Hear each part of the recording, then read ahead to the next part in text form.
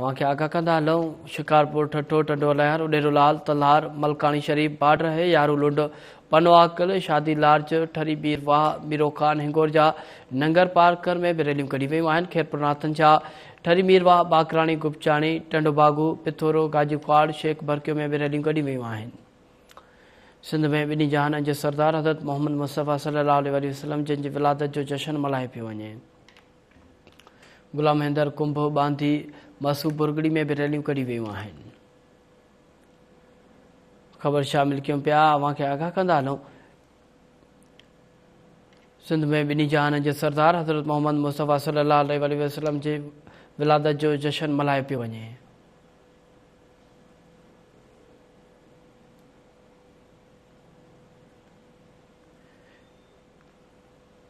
इन हवाले से असां वीडियो लिंक ते मौजूद है। मुबारकपुर का अब्दुल वहीद मस्तोई। जी अब्दुल वहीद। अब्दुल लतीफ़ मस्तोई। जी अब्दुल लतीफ़ मस्तोई कड़ा तफ़सील आहिनि?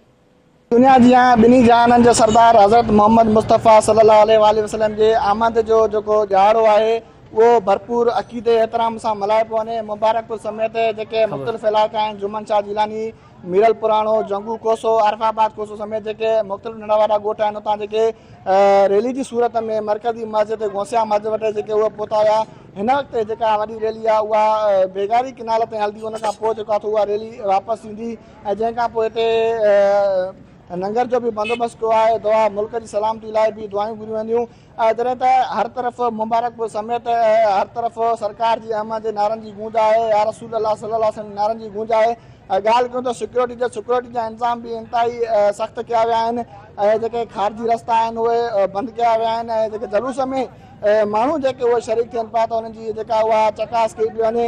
हर तरफ़ सरकार जी अहमद जे नारनि जी गूंज आहे। मुबारकपुर समेत गिटी गिटी गली गली में हर घर के झंडनि सां बतियुनि सां उहो सिंगारियो वियो आहे।